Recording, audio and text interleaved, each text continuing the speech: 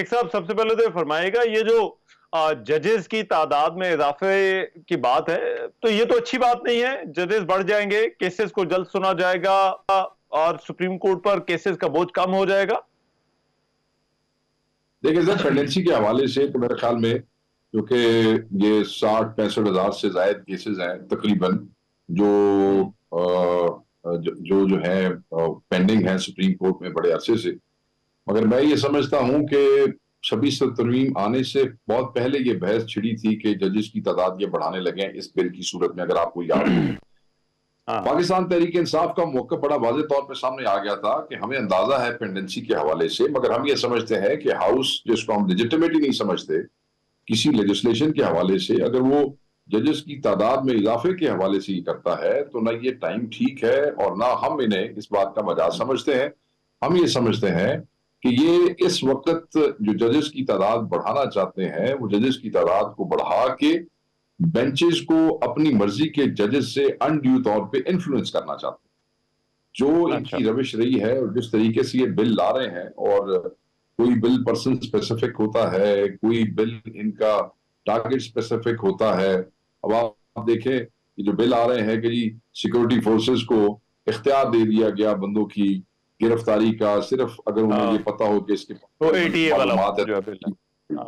तो अब इस किस्म के मजाक हो रहे हैं कौमी असम्बली में, और ये जो मैंडेट चोर खजाना खोर कठपुतली हुकूमत है, ये तो बिल्कुल मतलब है कि ये तो इससे ज्यादा रेजिस्टेंस तो एक अर्दली एक चौकीदार बुए तो है ना सर, उन्होंने भी कोई तो पुठा काम करने वास्ते थोड़ी जी रेजिस्टेंस तो वो भी कर लेंदा है। मगर ये तो बिल्कुल ही अपना इक़्तिदार कायम रखने के लिए, अपने पर्क्स कायम रखने के लिए, अपने बिजनेसेस बचाने के लिए तो बिल्कुल ही लंबे ही हो गए। कुछ समझ ही नहीं आ रही कि मतलब कोई डेमोक्रेसी। लेकिन शेख साहब देखिए, गवर्नमेंट ये कह रही है, कहती है कि ये हर मंशूर में शामिल होता है कि आपने बेहतरी करनी है, जजेस की तादाद बढ़ जाएगी। तो फिर तादाद बढ़ाने पर मसला क्या है, जबकि अब तो जारी बात है जो नए चीफ जस्टिस आए हैं उनकी सरबराही में जो जो कमेटी होगी वही बेंचेस का तायुन करेगी। आईनी मामला पहले ही अलग हो गए हैं, उनका तो रौले खत्म हो गया है। तो फिर भी जो है वो जजेस की तादाद बढ़ाने अपनी मर्जी के जजेस लेके आएंगे, जो कि जज जो जस्टिस बेंच में होंगे वहां पे इसको अनड्यू इन्फ्लुएंस करेंगे, वो गलत फैसले देंगे, इनके हक में फैसले देंगे, और वो फिर बड़े मसाइल बन जाएंगे। तो मुझे पेंडेंसी के हवाले से तो ना मैं इख्तलाफ कर सकता हूं और ना कोई कर सकता है। हम तो आगे ये कहते रहे थे जब हमने कॉन्स्टिट्यूशनल कोर्ट की मुखातबत की थी कि भाई जी जिससे 60,000 केसेस पेंडिंग ने उत्थे तवज्जो देने की बजाय तुसी नवी कोर्ट बना रहे हो 160 केसा वास्ते, तो बिल्कुल पेंडेंसी के हवाले से इख्तलाफ नहीं है। मगर इस वक्त जो वक्त है, उस वक्त में जो इनकी रविश है, जो इनका पिछले 2 हफ्तों 3 हफ्तों का रिकॉर्ड है, वैसे तो जब से ये आए हैं गवर्नमेंट में तब आप देख लें, हमें बिल्कुल ये खदशा है कि इस किस्म के लोगों को जजेस बनाया जाएगा और बेंचेस के अंदर घुसाया जाएगा, जिससे वो जो इंसाफ की डिलीवरी की हम तवक्को रखते हैं या अफरीदी साहब से, वो हैम्पर होगी उसकी कैपेसिटी। अच्छा, लेकिन वो हमारा तो सर ऐसा तासुर है कि शायद वो 160 केसेस हैं, मसला सिर्फ उन्हीं का ही है। तो वो जब अलग हो गए तो नीचे जो सुप्रीम कोर्ट के अंदर जो सिविल फौजदारी मुकदमात जितने भी आते हैं उनको सुनने वाले जजेस का कोई इतना इशू नहीं है। तो आपको लगता है कि ये जो जजेस की अपॉइंटमेंट है ये वहां पर भी जो है वो इन्फ्लुएंस करेगी इन मामलात को? बिल्कुल करेगी सर। ये जो हमारे बंदे नाजायज आपने गिरफ्तार किए हुए हैं और हम उनकी जमानतों के लिए जाते हैं, जो बंदों को रोज ड्रैग किया जाता है, वो जो केसेस आ रहे हैं, जो गलत दहशत गर्दियां, देखो हर एमएनए और दहशत गर्द हो गया, जिन्हें लाख वोट लिया, जिन्हें 2 लाख वोट लिया, वो दहशत गर्द है, क्योंकि उसके ऊपर 4 दहशत गर्दी के पर्चे हैं। आपने देखा कि आज लाहौर हाई कोर्ट ने पंजाब के डीसी को रिस्ट्रेन किया कि आज के बाद वो एमपीओ के ऑर्डर्स नहीं निकाल सकेंगे। पिछले 2 साल में 15,000 एमपीओ के ऑर्डर्स जो है वो निकाले गए हैं। तो अब ये हमें तवक्को इस इंसाफ की किससे है? जजेस से है। अब यही कोई नून लीग जज बैठा होता या नून लीग का स्पॉन्सर्ड जज बैठा होता तो उन्हें डीसी को कहना सी 15,000 कटने ने 15,000 और काट छड़। ठीक है जी। तो ये बहुत सारी चीजें हैं इस वक्त जो अब जिन लोगों ने देखे नया काम शुरू हो गया, जिन लोगों ने लंदन में प्रोटेस्ट किया है उनकी फैमिलीज को यहाँ पे पकड़ना शुरू कर दिया है। अब झंग में हमारा एक नौजवान वहां लंदन में है, वो कहीं किसी एहतजाज में शामिल होगा, अच्छा, उसके बूढ़े बाप को पकड़ के अंदर कर दिया है। और बाकी लोगों के भी अब ये नया काम शुरू किया है। वो लोग जो ओवरसीज वहां हैं वो तो चले वहां बैठ के कुछ ना कुछ करेंगे, वहां अदालतों में जाएंगे या अपनी गवर्नमेंट्स को इन्फ्लुएंस करेंगे, मगर हम ये देखें कि हम क्या कर रहे हैं कि जो लोग अपनी एक डिसेंट लिविंग कमाने के लिए, जिनको यहाँ आपने मौका नहीं दिया, जो आपकी हुकूमत वक्त की जिम्मेदारी थी, वो वहां मजबूरी से गए हैं। आप उनके बूढ़े माँ बाप को भी यहाँ तंग कर रहे हैं। ये तो आवेद आवाई बिगड़ गया जी, सानू ट्रस्ट नहीं है। ये हर इनका काम जो है वो बदनीति पे मबनी है रहमान भाई। ये तो अजीब और गरीब काम हो रहे हैं, खुदा की कसम। अच्छा, शर्म आती है बताते हैं लेकिन कहाँ जा रहे हैं। इसमें मुझे अब शेख साहब बताइए, पार्टी के पास एक रास्ता था एहतजाज का, पार्टी अभी भी कह रही है हम एहतजाज करेंगे, लेकिन ऐसा लग रहा है कि ये जो बार बार एहतजाज है इसमें हुकूमत को वो कोई सख्त जो टफ टाइम जो है वो हुकूमत को नहीं दे पा रहे। ये 2-3 जो हमने पिछली कॉल्स जो है वो देखी हैं। गल सुनो, जान दो इसका सख्त का सख्त ठहर जाए, आपका सवाल समझ लिया। अच्छा, नहीं दे पा रहे, समझ आ गई। मां मर जाती है, जवाब दे ਇਹਨਾਂ ਦੀ ਪੰਜਾਬੀ ਦਾ ਐਕਸਪ੍ਰੈਸ਼ਨ ਹੈ ਇਹਨਾਂ ਦੀ ਮਾਂ ਮਰ ਜਾਂਦੀ ਹੈ ਜਿਸ ਲਈ ਅਸੀਂ ਅਨਾउंस ਕਰਦੇ ਹਾਂ लेसन पूरे शहर जो है कंटेनरिस्तान बना दिए जाते हैं, मोटरवेज ब्लॉक कर दी जाती हैं, बल्कि नया काम शुरू है, मोटरवेयों की खुदाई कर दी जाती है, फिर शेलिंग के हजारों गोले टीयर गैस के, फिर रबर बुलेट्स, फिर हेलीकॉप्टर से और ड्रोन से जो है वो गैस वो फेंकी जाती है और वो स्प्रेज किए जाते हैं। तो तुसी समझते हो परेशान नहीं होते।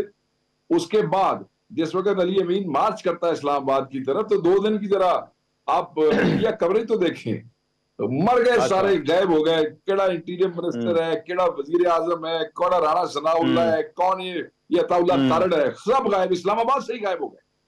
मौजूद ही नहीं सर, के पता नहीं क्या हो जाएगा। तो सर लेकिन इसमें देखिए, ये जिस तरह से 26वीं आईनी तरमीम वाला मसला है सर, मेरी जरा गल सुनो, 26वीं आईनी तरमीम वाला मसला है, तासुर ये जा रहा था जैसे या तो सुप्रीम कोर्ट से कोई ऐसी चीज आ जाएगी कि हुकूमत के लिए बहुत बड़ी मुश्किल हो जाएगी, या फिर जो है वो तहरीक इंसाफ जो है वो आ जाएगी। लेकिन वो कहते हैं कि उसके बाद वकीलों का भी जो इलेक्शन हुआ, वो इलेक्शन भी जो है वो हुकूमत का हिमायत याफ्ता जो वकला थे वही जो है वो जीत गए। तो ये मैं आपसे पूछना चाह रहा हूं कि आईनी तरमीम के पर्सपेक्टिव में, इसके तनाजुर में जब एहतजाज की कॉल है, तो क्या वो है, क्या उसमें उतना दमखम है उस एहतजाज की कॉल के अंदर? नहीं सर, अब तो जो कॉल होनी है वो खान की रिहाई के लिए होनी है। आईनी तरमीम के हवाले से तो हम हर वक्त ही हालत एहतजाज में होंगे और पुरअमन एहतजाज हमारा हक है। अब अगली कॉल जो है वो खान की रिहाई के लिए है। अगर बीच में 27वीं तरमीम आ जाती है तो हम उसको भी बीच में इंक्लूड कर लेंगे। जो आप कह रहे हैं कि वकला का इलेक्शन जो है, वकला का इलेक्शन सर जरा टेक्निकल इलेक्शन होता है। देखिए केपी के अंदर हामिद खान ग्रुप ने कभी इतने वोट नहीं लिए जिंदगी में, कई साल हो गए हामिद खान ग्रुप को इलेक्शन लड़ते हुए जितने इस दफा लिए। और वो पीटीआई की सपोर्ट आखिरी दो, अगर आप हमारे लीडरान के ट्विटर हैंडल्स देखें तो पीटीआई ने आखिरी 3 दिन पहले ऑफिशियली उनकी सपोर्ट का अनाउंस किया था। और तुसी देख लो कि 3 दिन आज की हो सकता, सीधे की नहीं हो सकता। हमारा अपना कैंडिडेट तो था नहीं, हमने हामिद ग्रुप के जो है वो कैंडिडेट को अडॉप्ट किया और हमने उनको सपोर्ट किया 3 दिन पहले। और उसमें भी मैं समझता हूं कि बेहतरीन किस्म की सपोर्ट हुई है कि वहां पे कई जगहों पे जहां बिल्कुल वोट ही नहीं मिलते थे वहां बराबर आके खड़े हो गए हैं। फिर बाकी टेक्निकलिटीज होती हैं, फिर 2 नंबरियां भी हुई हैं, बेईमानियां भी हुई हैं। पेशावर मौजूद था, वहां कहते थे कि अननोन नंबरों से फोन भी आते रहे, तरियां भी देते रहे ने, पैसे भी इस्तेमाल करते, सारा कुछ हुआ। हमने बस अब ये डिसाइड किया है कि नेक्स्ट टाइम से सुप्रीम कोर्ट के बार के लिए पीटीआई अपने आईएलएफ अपने कैंडिडेट लॉन्च करेगी, नो मैटर व्हाट। हार जीत होती रहेगी, मगर अब हमने ये जो अडॉप्शन वाला काम है ये हमने अब बंद करना है बस। तो ये जो वो इंडिपेंडेंट ग्रुप या जो वकला के दूसरे ग्रुप हैं या हामिद खान साहब का ग्रुप है, इनमें से फिर अपनी एफिलिएशन किसी ग्रुप के साथ जो है वो नहीं रखेंगे, बल्कि अपना कैंडिडेट। देखिए मैं आपको बताऊं ना, गल ये है कि जिसले लितर खान का टाइम आए तो उसले आईएलएफ के वकील हों, जिसले साडे बंदे अंदर जान ते जमानत वास्ते आईएलएफ के वकील हों, जो हमारे लीडर अंदर जाए तो आईएलएफ के वकील बगैर फीसों के बेचारे 10-10 फिर रहे हों। तो जिसले लीडरशिप चुनने का टाइम आए तो फिर असी बंदे बाहरों लिया रहे हुए थे जिन्होंने ना कभी इमरान खान की बात की है, जो ना कभी इमरान खान के लीडरों के लिए पेश हुए हैं, जो ना कहीं जेलों में हमारे पीछे गए हैं। तो बस ठीक है, हो गया हाँ, इलेक्शन, हमने सपोर्ट कर दी, अगले दी किस्मत हो हार गया, अच्छा, नहीं हरना चाहिए सी, ठीक, मगर अगली बारी ठीक, कोई हरे कोई जितने असी अपना कैंडिडेट आप ले आवांगे सर। अच्छा, ठीक है, राइट। और तो शेख साहब, ये जो अंदर जो चीजें पार्टी के अंदर आ रहे हैं, बयानात आ रहे हैं सलमान अकरम राजा साहब के, शेर अफजल मरवत के, अब ये सर क्या ये मसला है पार्टी के अंदर? ऐसा लग रहा है कि इसका कोई फुल स्टॉप नहीं है, मुसलसल दोनों तरफ से कोई ना कोई ऐसा इशू खुला रहता है पार्टी डिसिप्लिन का, कि ये मीडिया के अंदर जो है वो बयान आते हैं। मुझे मालूम है आप कहते हैं इख्तलाफ राय है, लेकिन सर इख्तलाफ राय मतलब कमरे के अंदर होता है, जब पब्लिकली एक दूसरे के खिलाफ बयान दें तो इसका मतलब है कि जो है वो ये सिर्फ इख्तलाफ राय नहीं है, ये इख्तलाफ भी है। नहीं, मेरा ख्याल है, मैं आपकी पहली बात आपने खुद ही उसको, इससे पहले कि मैं कहता आपने उसको एड्रेस करने जी, की कोशिश की है। हाँ, बात यह है कि पाकिस्तान तहरीक इंसाफ बहुत बड़ी पार्टी है और ये हमारे दोनों ही, मेरे लिए दोनों काबिल एहतराम है। राजा साहब बड़े अच्छा, प्रोफेशनल, समझदार, पढ़े लिखे वकील हैं और बड़े वकील हैं। दूसरी तरह हमारा भाई शेर अफजल मरवत है, उसका मुझे बड़ा एहतराम है। तो अगर पार्टी के अंदर रहते हुए इख्तलाफ करते हैं तो आजकल फिर बंदा कमरे च होंदा है ना, तुसीं कहंदे हो अंदर, फिर अंदर ही फोन होंदा है, अंदर ही ट्वीट होंदा है, तो कई बार बंदा जज्बात से कर जाता है। अच्छा, मगर इसका ये मतलब नहीं कि अच्छा, कोई बड़ा हैवी किस्म का इख्तलाफ है, उन दोनों की आपस में ठीक, हुई उसके बाद, और उन्होंने वो they have settled whatever it was अच्छा, नॉट एन इख्तलाफ ठीक है। किसी, ये बस और ट्विटर ट्विटर हो जाता जी, इनू एडा जोर देने की अच्छा, लोड़ कोई नहीं है। पाकिस्तान अच्छा, और बड़े बड़े इश्यूज में चले मैं वेरी क्विकली लास्टली, ये रुबीना खान ने जो जुल्फी बुखारी के हवाले से बातें की हैं, उनको भी फिर इसी तनाजुर में देखा जाना चाहिए? वो तो सर मैं आपको बताता हूँ, मैं एक तो जाती तौर पे मुझे अंदाजा नहीं था कि अलीमा खान साहबा और उज़मा बीबी और नौरीन साहबा के अलावा भी खान साहब की कोई बहन है, मुझे तो पता नहीं अच्छा, था। मैंने वो वीडियो अच्छा, पहली दफा देखी है, मगर क्योंकि जी, वो खान साहब की बहन है, हमारे लिए तो काबिल एहतराम है, जी, हमारी बुजुर्ग है। दूसरी तरफ जी, जुल्फी और डाई हार्ड इमरान खान साहब के support, and he does hmm, everything for Imran Khan, अच्छा, और पीछे से उनकी जायदादें तक कुर्क हो गई, जायदादें तक हम्म, उनकी जब्त हो गई हैं, उनके हम्म, इंतकाल तोड़ दिए गए हैं, उनकी ठीक, रजिस्ट्रियां खत्म कर दी गई हैं, हाँ, कॉन्फिस्केशन हो गई ठीक हैं है, उनकी जमीनों की, और ये सब कुछ इसीलिए क्योंकि वो खान साहब का साथ दे रहे हैं और इंटरनेशनल मीडिया में आगे हम्म, पीछे वो हिम्मत करते रहते हैं। ही ठीक ट्राइड है, समथिंग जिसमें वो चाहते थे कि दुनिया को एक पर्सपेक्टिव पता लगे खान साहब की जात के हवाले हाँ, से। वो अगर नहीं भी हो सका तो मैं समझता हूं कि उस पर इतना सख्त बयान जो है शायद नहीं अच्छा, देना चाहिए था। तो वी ठीक, स्टैंड विद जुल्फी बुखारी जी, इसलिए कि वो अच्छा, खान का सिपाही है। ठीक, बाकी जो उनकी सिस्टर है वो हमारे लिए तो जी माओ के बराबर है, बड़ी है हमारी, अच्छा, उनका भी एहतराम है। तो क्योंकि वो बाकी कभी किसी पॉलिटिकल काम मामले में मुदाखलत नहीं करती, I don't know why did she हाँ, से दैट। वो अब खान साहब अच्छा, को जब बताया जाएगा बताएंगे, फिर खान साहब बताएंगे, मगर ठीक, we stand with Zulfi Bukhari ji. अच्छा, ठीक है, राइट। बहुत शुक्रिया शेख वकास अकरम साहब हमारे साथ मौजूद, और बात कर रहे थे पाकिस्तान तहरीक इंसाफ के सीनियर रहनुमा। प्रोग्राम में एक ब्रेक शामिल कर रहा हूँ, वापस आ रहे हैं इस ब्रेक के बाद।